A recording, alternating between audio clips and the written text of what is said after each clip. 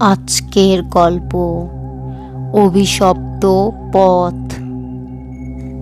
রাত তখন প্রায় 2টো। প্রত্যন্ত গ্রামের মেঠো পথ ধরে হেঁটে চলেছে রাকিব। কাজ শেষ দেরি হয়ে গেছে বলে তাড়াতাড়ি বাড়ি ফিরতে চায় সে। চারিদিকে নিস্তব্ধতা, শুধু ঝিঁঝি পোকার ডাক শোনা যাচ্ছে। হঠাৎ করেই বাতাসে থমকে গেল, যেন প্রকৃতি ও নিঃশ্বাসটাকে আটকে রেখেছে। রাকিবের গা ছমছম করা একটা অনুভূতি হলো। সে গতি বাড়ালো। কিছু দূর যেতেই রাস্তার ধারে একটা পুরনো গা ছমছমে আম গাছ চোখে পড়ল। গাছটার নিচে একটা ছায়ামূর্তি দাঁড়িয়ে। শরীরের লোম দাঁড়িয়ে গেল রাকিবের।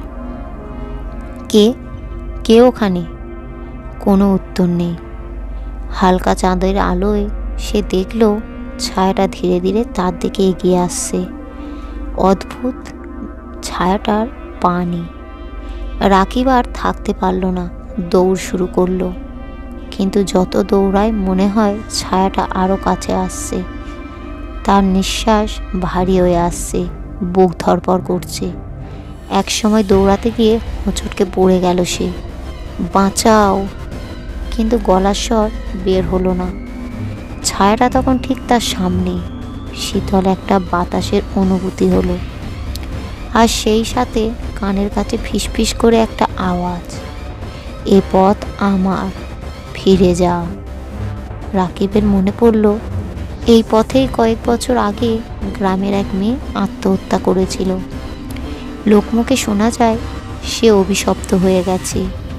রাকিব জ্ঞান হারানোর আগে শুধু দেখতে পেল ছায়াটা ধীরে ধীরে মিলিয়ে যাচ্ছে, আর তার চারপাশে অন্ধকার ঘনিয়ে এসেছে।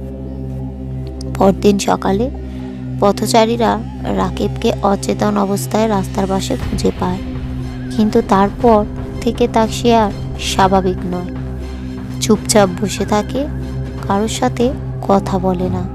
মাঝে মাঝে গভীর রাতে ফিসফিস করে কিছু বলে। লোকেরা বলে সেদিন রাকিবকে শুধু ছেড়ে দিয়েছিল ছায়াটা, কিন্তু তার মনের ভেতরে একটা অংশ নিয়ে গেছে।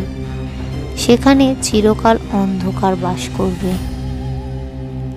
গল্পটি কেমন লাগলো কমেন্ট করবেন এবং একটা লাইক করবেন।